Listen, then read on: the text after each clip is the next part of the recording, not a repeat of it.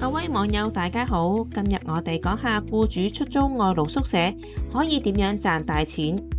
輸入外勞嘅人數持續上升，近日有一間餐飲集團2年之內斥資5000幾萬，累計買入10幾個單位作外勞宿舍，隨即引起網民廣泛關注。小編隨即向一位地產代理查詢，佢透露自從政府喺2年幾前容許老闆招聘外勞之後，購入物業當作外勞宿舍收租，成為老闆穩賺不賠嘅大生意。佢解釋，原來近年有大部分嘅企業，每當申請到一批新嘅外勞配額之後，老闆都會四出揾樓。最理想嘅係大手購入多間，令佢可以大幅鋤價。當買入呢啲單位之後，就會劏成多個超細單位或者床位房。當外勞到埗之後，呢啲老闆就會安排外勞入住，租金就由外勞同埋自己嘅公司共同分擔。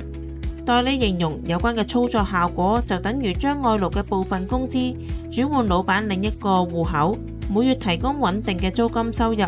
亦都令外勞嘅配額更加吸引。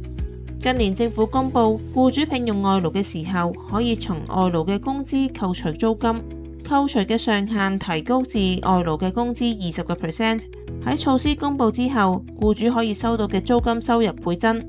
以一個外勞廚師為例，代理話每個月嘅收入係15,000蚊，僱主過去可以扣1500蚊當作租金收入，不過現時倍增至3000蚊，相當於賺到更多嘅租金收入。而點解呢個係大生意呢？曾經有大企業透露，旗下有超過100名嘅外勞，代理隨即計一計，當每個外勞每個月向佢交租3000蚊，相當於每月有30萬嘅租金收入。代理話有意再引入一批新嘅外勞補充公司嘅勞動力。